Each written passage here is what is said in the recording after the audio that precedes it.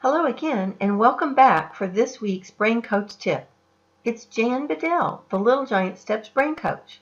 I wish you could be with me at exhibit halls of homeschool book fairs across the country. Families come to the booth, and they are the ones that have incorporated the neurodevelopmental approach for life through the Little Giant Steps products and programs. And they tell me that they have seen amazing and life-changing results. In my private practice and interaction with thousands of homeschool families through homeschool book fairs over the last 25 years, I've been privileged to see frustrated parents become encouraged and children that didn't think they were very smart and realize a new confidence. I've also seen families that applied these strategies with their typically developing children and report that they attained functional ability with surprising ease. This same observation includes my own grandchildren. This means that I have seen neurodevelopment help my own child with severe special needs, and on the opposite end of the spectrum, my gifted grandchildren.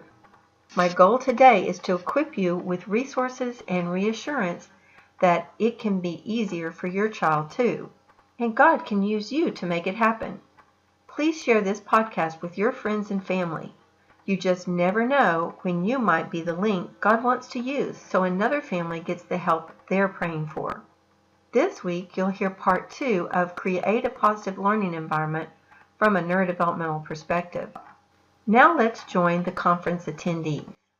Now, one thing that often is kind of negative in many homes is this pencil grasp. You know, hold your pencil right, hold your pencil right. You just wish you had a recording that sat right beside them and just kept telling them that. Well, we're the only creature on earth that has this cortical opposition, pad to pad, exactly like this. And I believe it's for a very important reason. Because writing, it takes extensor muscles and flexors. You've got to have both. And we get, because we're doing things again in our culture that are not developing these hand strength, then we have all this weird pencil grasp stuff. Some hold their pencils so tight their hand gets tired after 2 or 3 words, and that makes it pretty negative because they're complaining all the time about how their hand hurts. And you're complaining because they're not holding their pencil right. Well, one thing that we did from very early is we got the little infants. This is my granddaughter, Kinsey, when she was a baby. And we had them put their hands over our thumbs. Just from laying down, like changing table or anything where they're laying down, we would bring them up with their hands. All right? So pretty soon, Kinsey's just able to hang from her mom's hands. Now, I didn't expect this to happen, but it is so cool because I'm in a multi-generational household, which I would highly recommend to anyone, because I get to see all of these things that I learned about all this time, didn't know when I was raising my children, but I'm able to influence my daughter, let's try this, and what about that, and actually be involved in it. But I did not expect this to happen, but when she first picked up a writing utensil, she picked it up with a tripod grip. She never did prehensile with all fingers, upside down or like this. This is how she picked up her first writing utensil. Now, she was only 19 months when she did this, which really blew me away. Now, I don't recommend them writing early because it influences their hand, but my daughter didn't get the memo, and she had this little magnadoodle, And she said, "You didn't tell me that." Well, she just didn't hear me, but that's okay. It all worked out, but I was just amazed at this, and I thought, well, maybe this is just a girl thing, And then our grandson, whenever he wants up, he just puts his hands up, we put our thumbs out, and he comes up like that. Now, what did we used to do? The kids used to climb trees. They played on monkey bars. Well, they've taken those out of the parks. Somebody might get hurt, right? Okay, so we've got to have these muscles to be able to write. Again, going back to the root cause, there's some things that you can do. With your little ones, what you do is get these little squirt fish, and you say the fish has to sit on this finger, the second finger, and then you have them fill it up with water and squirt, squirt, squirt, squirt. Every time they squirt, they're working on that cortical opposition. Now, if they're a little older, these little putty eyes, they just like to poke those out, so they do it. So if they do this twice a day for a minute, over time, they're going to build that muscle so that they can hold the pencil right. Now, another thing they really like to do is these poppers. So if you have them push with their thumbs and hold with their index finger and thumb to set it down, then they just like to do that, and so they do it. And this one's kind of slow, so it's going to surprise us here in a minute. Okay, there it goes. So the next thing you need is not only flexor muscles, you need extensor muscles to be able to write. So we take these little hyperflex balls, we turn them inside out like this, put their whole hand inside and have them open it against that pressure, and that works on their muscles. It's amazing how a couple of times a day for a minute can make a real difference there. Now, another thing that I want to encourage you is, this is another tip that you have, no more tears reading. A lot of people think if they read a word for the child that it's cheating, that they have to sound it out all themselves and they have to do it all themselves, or it's somehow cheating. Go back to the input versus output thought that I had given you before and say, if they're not calling it out good, that means it's not in there good. So echo reading is something that I encourage you to do. I'm going to describe that more in detail, but it's basically you read something to them with them sitting there watching you, and then they read it to you right back. Now, aren't you memorizing it? And things like, you think, they're just memorizing that. Well, really, as soon as we know a word, we read it by sight. We don't ever sound it out again once we know it. And so it's really okay for them to know those sight words.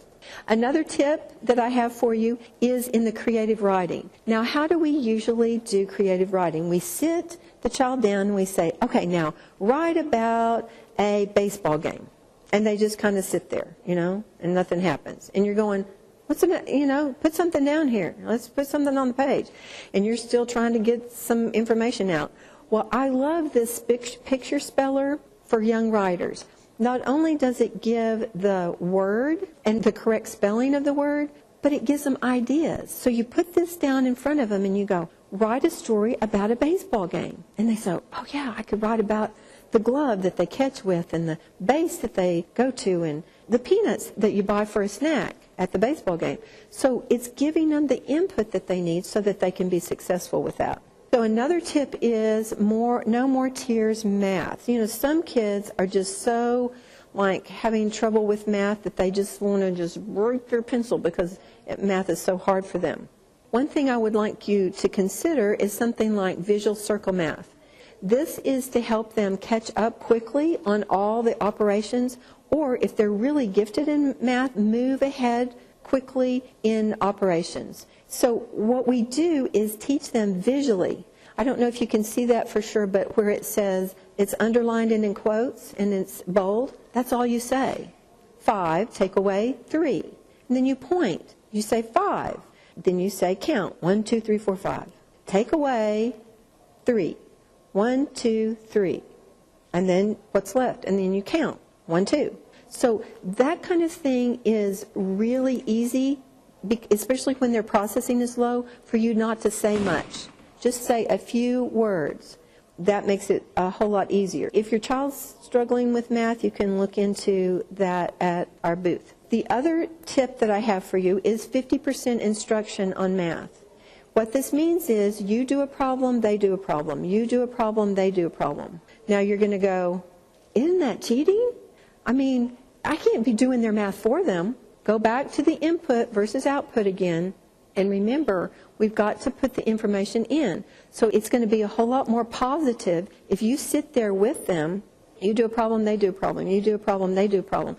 They get it in easily. They just had a model. And then they don't make mistakes. You don't want them to make mistakes because then they have to see 21 more times of it in the positive before they can do it right.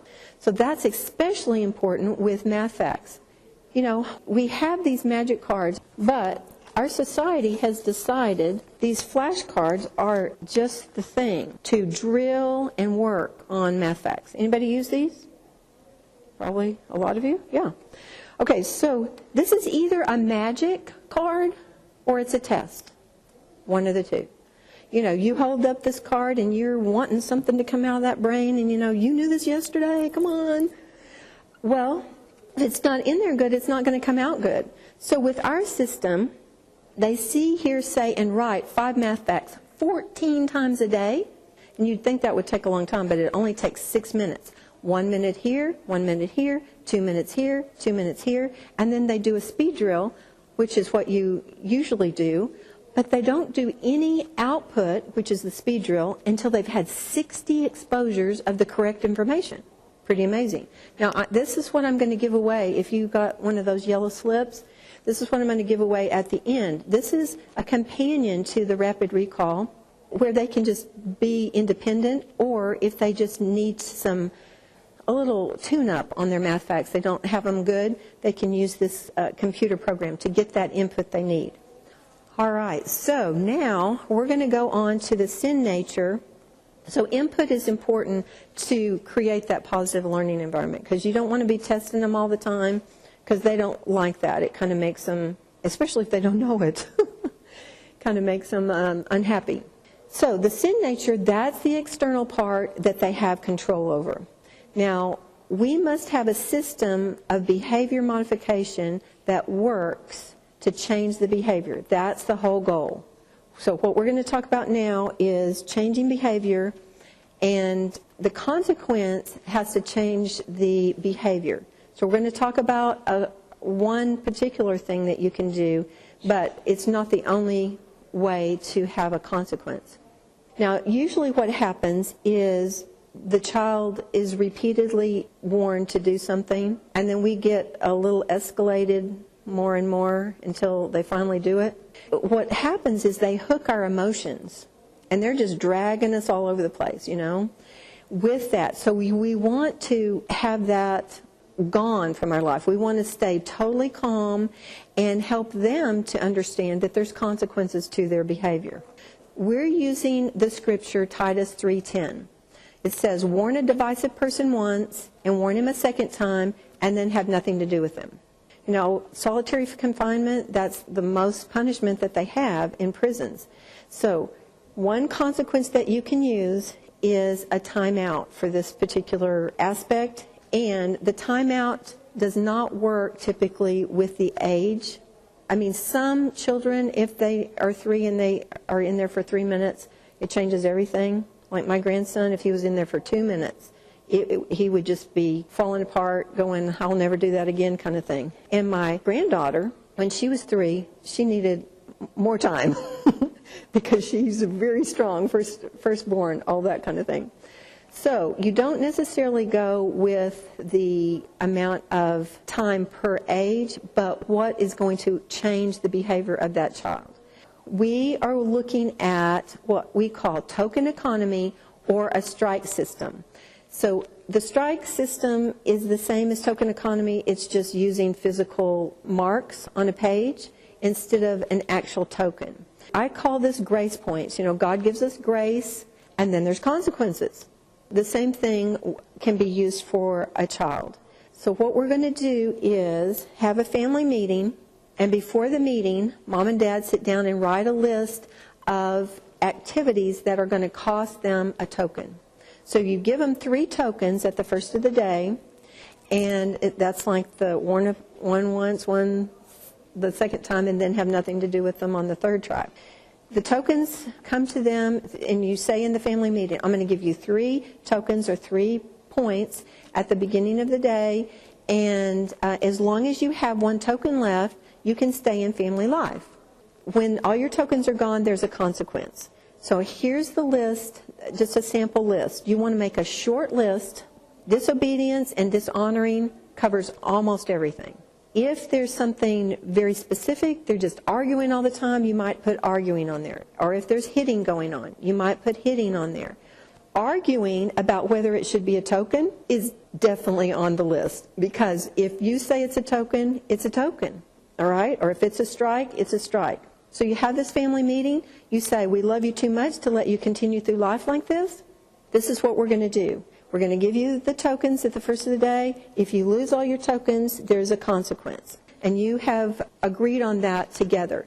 Now, the thing about the timeout is that you don't necessarily want to do that with an adopted child. There's some children that this is not the best thing for, and so you have to come up with another consequence because there's already rejection and abandonment and things like that there, and you may not be able to use that for them. So you can use calisthenics, you can use sprints, you can use different things like, dig a hole, fill it up, move this wood pile over here, move these bricks over here, and stack them neatly. Whatever is going to change the behavior. Now the thing about it is, when they've suffered the consequence, they come back out, you give them the grace points again. The slate is clean, you're able to talk to them about what happened and why it happened, do all that kind of thing. And then they've got 3 tokens again, right? So the other thing that you can look at is something like this. You can write all your children's name on a little card that you carry around with you or you post on the refrigerator or whatever, and if somebody gets a strike, you just mark out, and then they can see how much they have left.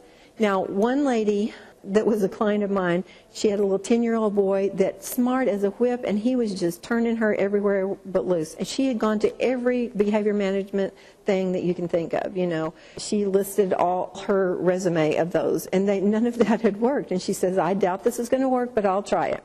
So she calls me in a couple of weeks, because what you want to do is every time they go to the consequence, it gets bigger.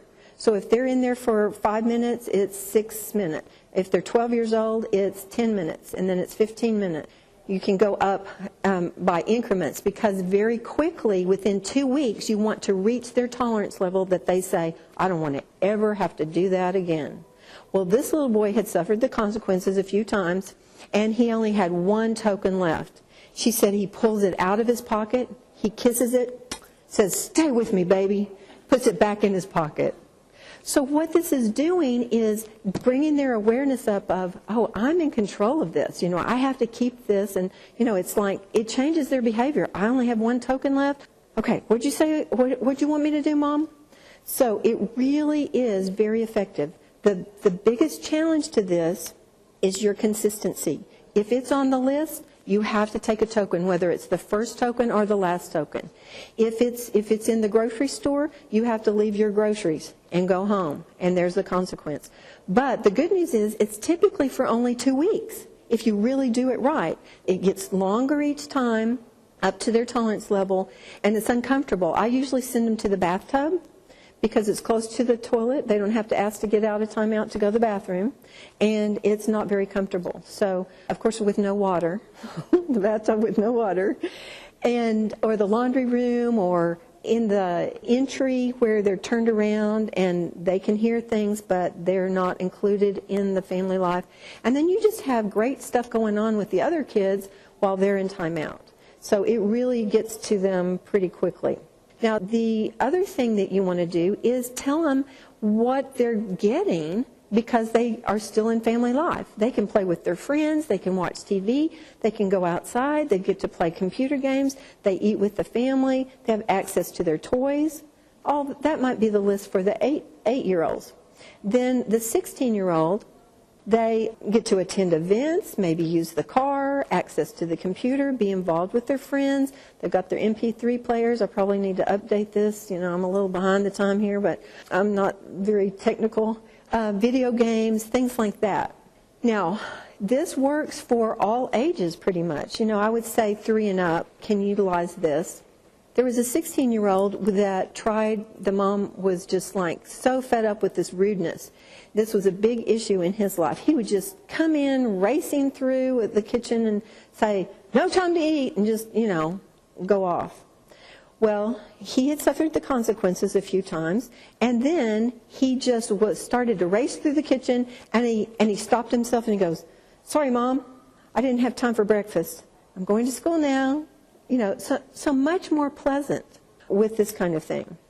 Now, you only take tokens for negative, and they don't earn them back. All right? They can't earn a token back. So if the token's gone, it's gone. But you are a detective for the best behavior.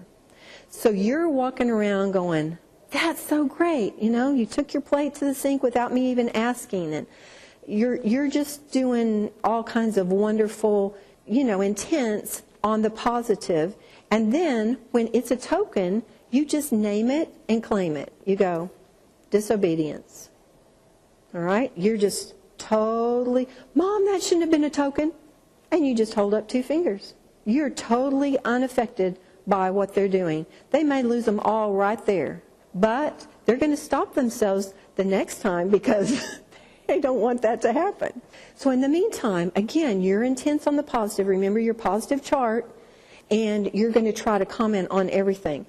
Now, I had one family that said, this child is just like negative all the time. I mean, it's just negative, negative, negative. Everything's negative with this child.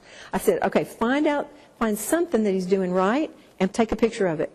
Post the picture on the refrigerator. Every time you walk through the kitchen, say, man, I just loved it when you did this. This was so great. So you have something positive to say.